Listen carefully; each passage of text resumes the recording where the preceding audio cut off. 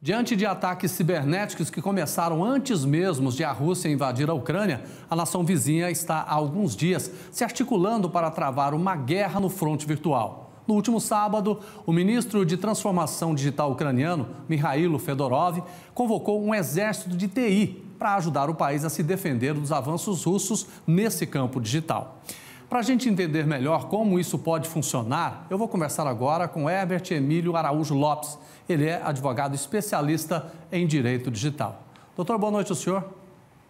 Boa noite, Ordevá. Mais uma vez, obrigado pelo convite. Agradeço também e saúdo aqui aos telespectadores. Obrigado, a gente agradece ao senhor pela presença. De que forma essa tecnologia pode ajudar nessa guerra que está acontecendo entre a Rússia e a Ucrânia?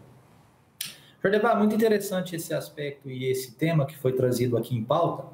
E quando falamos da questão da guerra física, não podemos esquecer que hoje um fator aliado à guerra também é o mundo cibernético. E nesse fator envolvem-se algumas características, como o senhor bem falou dessa situação, que antes mesmo da guerra física já tínhamos problemas ali na questão cibernética. E um fator que traz e chama muito a atenção em relação a esse aspecto é a questão da desinformação, a proliferação da desinformação. Isso gera um certo terror à sociedade. Pois é, essa questão da desinformação agora tem todo um conjunto de ações agora dos grandes, né? Twitter, Google. Isso, por exemplo, para a Ucrânia, vai ajudar de que forma? Na prática mesmo.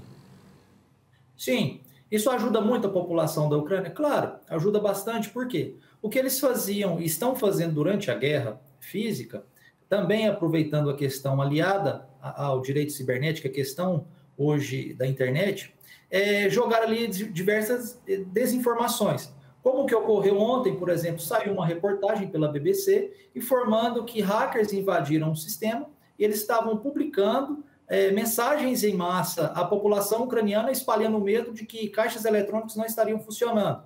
Então, de certo modo, quando essas grandes potências hoje do mundo virtual, como Facebook, Twitter, TikTok, eles se aliam num intuito de bloquear o certo acesso ou, de certo modo, restringir a proliferação de desinformação, ajuda muito. Isso combate bastante a questão da desinformação e gera menos pânico à população que já vive uma crise. Pois é, e é importante a gente lembrar, né, que a Rússia, historicamente, sempre teve um papel de espionagem cibernética, né? Imagino como deve estar nessa situação agora, né? Sim, a Rússia, além de ser uma potência bélica de um poderio imenso e até imensurável, impensável, incalculável, né, o que nós tememos hoje, também sempre foi uma força muito grande em relação ao mundo cibernético. É bem pontuada essa situação, que a Rússia sempre foi conhecida por grandes hackers e pela KGB, né, a rede mundial aí de espiões, né, espiões que traziam, então, esses que inclusive Vladimir Putin fazia parte dela, né? Claro, ele mesmo, até o próprio patrimônio dele é desconhecido hoje. Pois é, quando então, a gente fala nisso também, a gente lembra da eleição, né, de Donald Trump, né, que a Rússia interferiu da forma digital, né, com informações erradas e muitas outras coisas, né? Sim, houve também essa situação vivida pelos próprios americanos, norte-americanos, que foi a questão, né, do Big Data e a questão da tecnologia de informação ali aliada a, por exemplo, Donald Trump chegava em determinado espaço para fazer o seu discurso, e ele já sabia mais ou menos o que aquela população esperava, porque ele já tinha uma coleta de dados enorme em relação ao que eles ansiavam ouvir, né? Eu quero ouvir sobre isso.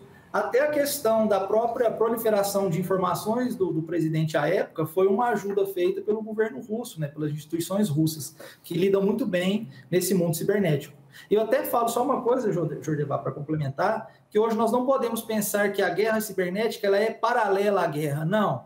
Ela é um fator que está hoje intimamente ligado ao próprio fator físico, é o que a gente conhece hoje pela questão do metaverso. E quando a gente fala nisso, imagine só, se a Rússia teve interferência no poderoso Estados Unidos, imagine na Ucrânia, não é? Agora, isso volta naquela questão das fake news, das notícias falsas. E eu queria perguntar para o senhor, por exemplo, essas grandes empresas têm sido cobradas muito em relação a combater as fake news. Será que elas vão agir com mais rigor nessa guerra da Ucrânia?